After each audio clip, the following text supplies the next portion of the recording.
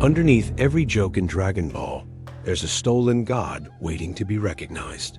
His name isn't King Yemma. His name is Yanluo Wang. And in the world that created him, he's not a big red cartoon with a desk phone. He's the supreme judge of the dead, the one who decides where your soul goes after your last breath.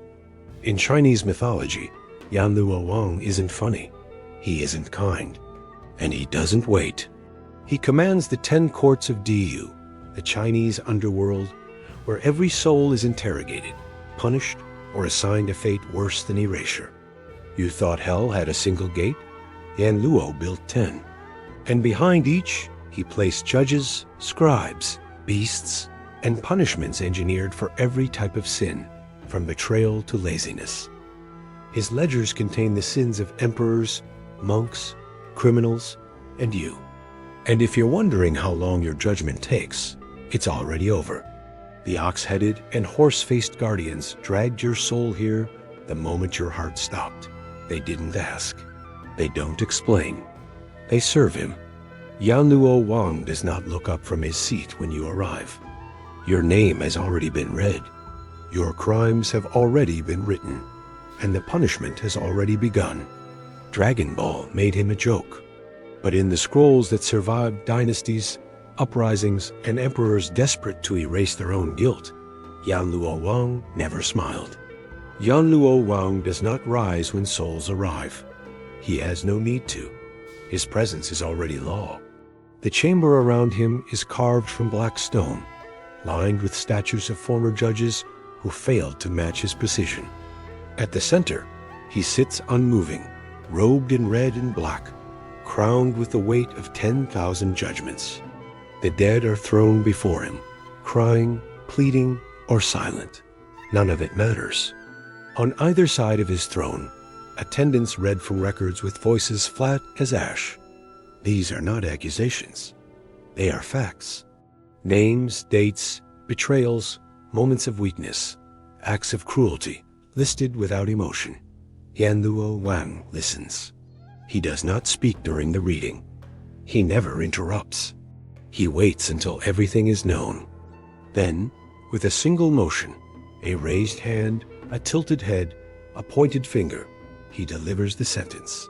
No trial, no defense. Behind him, the 10 judges of Diyu watch in silence. They only move when he commands. Each one governs a different level of punishment: slicing, boiling, dismembering, crushing, freezing. But none act without his approval. He is not a symbol. He is a process. He doesn't invent the punishment. He reveals it. Souls do not argue. They scream. And then they are taken. No one asks why. No one asks who he is. Because by the time you stand before Yanluo Wang, you already know. He was never born. Yanluo Wang did not rise from bloodline or legend. He was appointed, chosen by the heavens not for mercy, but for clarity.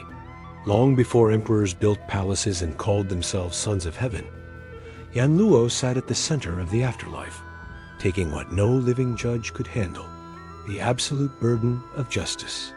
He does not punish. He corrects.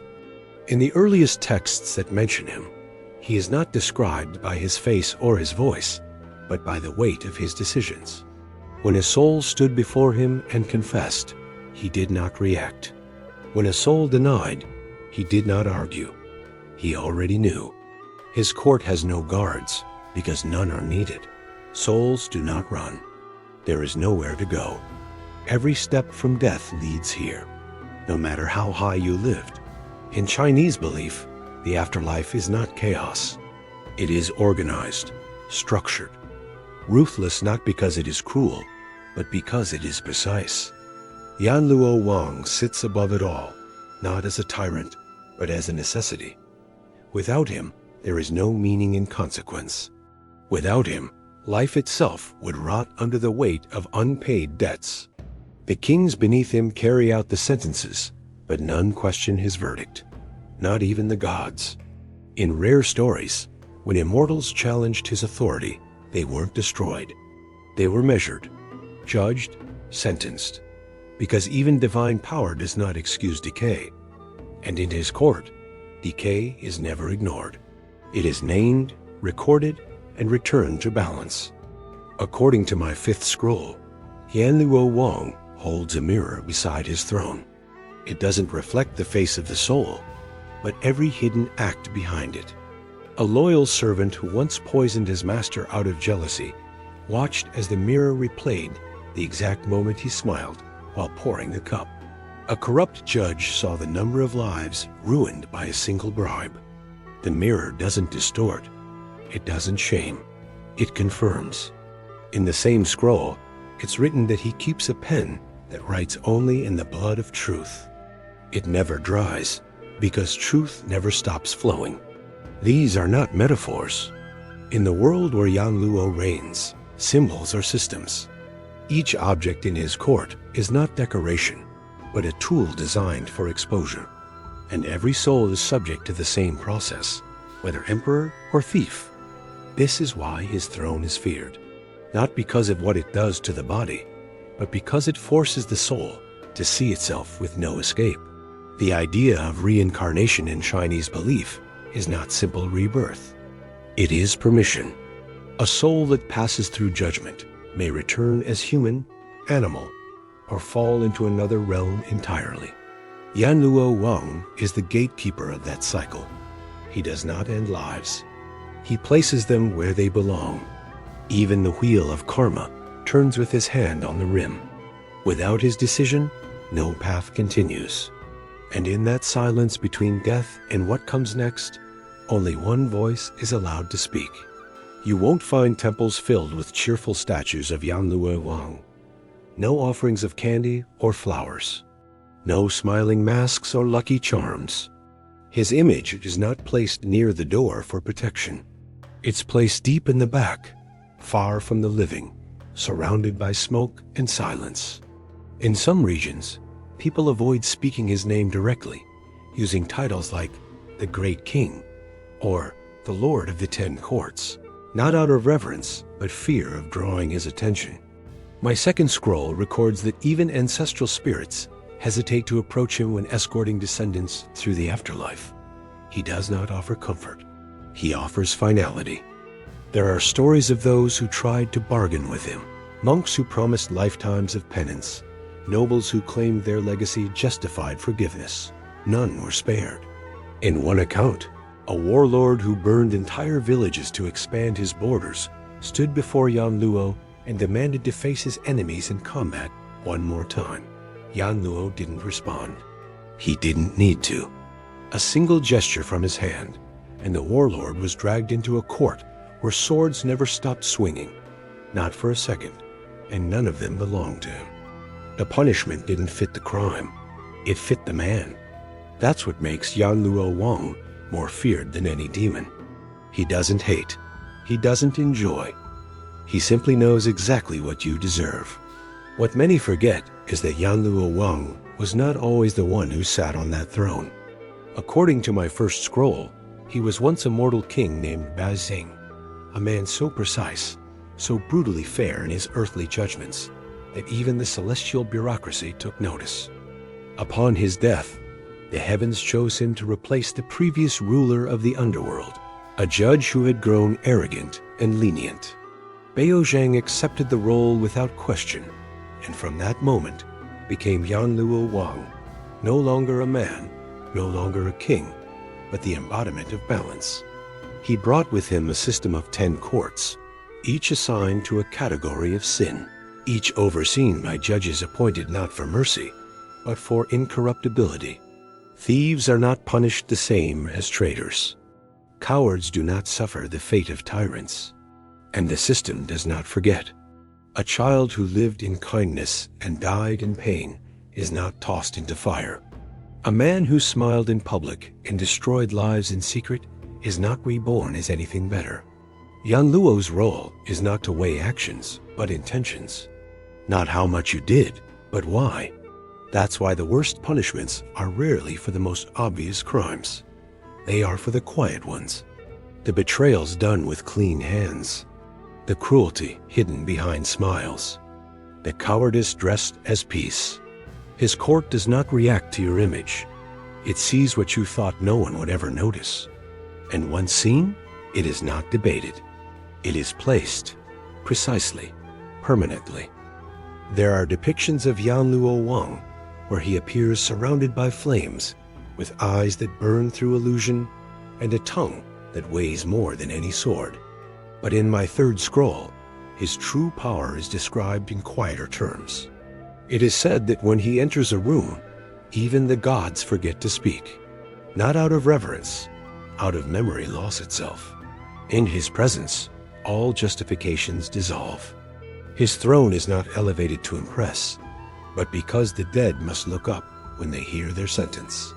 No one stands at the same height as judgment.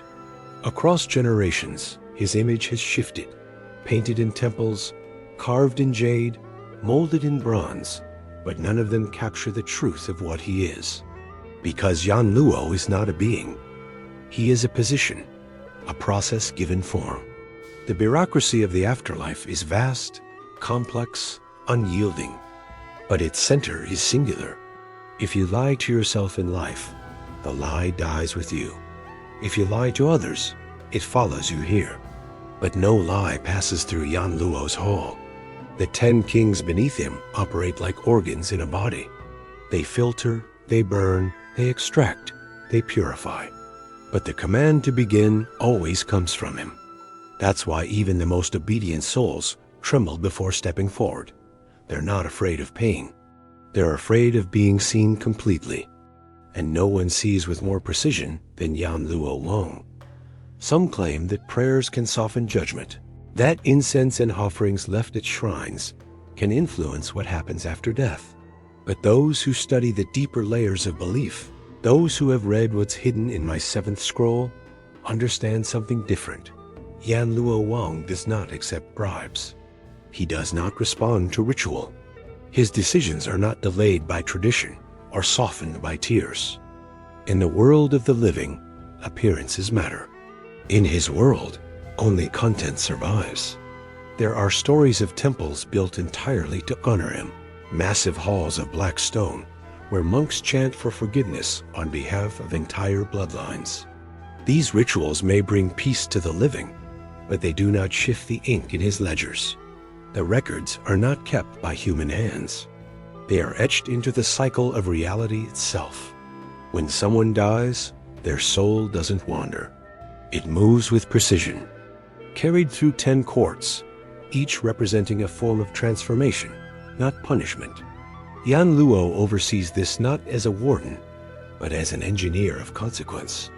In a rare account, a sage once asked him, "Is there no place for mercy?" And Yanluo replied, "Mercy is not mine to give. It was yours to offer while alive." With that, the sage bowed and entered the first court without resistance. Because the dead do not fear pain. They fear the judgment they cannot deflect. The one that already knows who they were. The one that cannot be avoided, even by those who believe they did everything right. Every generation tries to redefine morality. New rulers rewrite laws. New philosophies reshape ethics. But Yanluo Wang does not update. He does not adapt.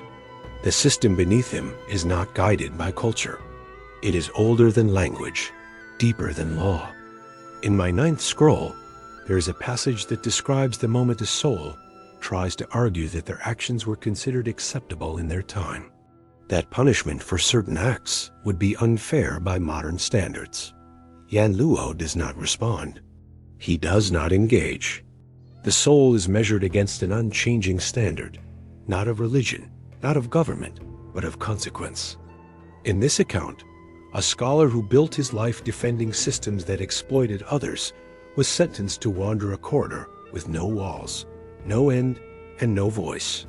He was not burned. He was forgotten. Because in the underworld, silence is punishment too. And for those who built their lives talking without truth, silence is unbearable. Yanluo Wang understands that punishment is not always fire. Sometimes it is memory.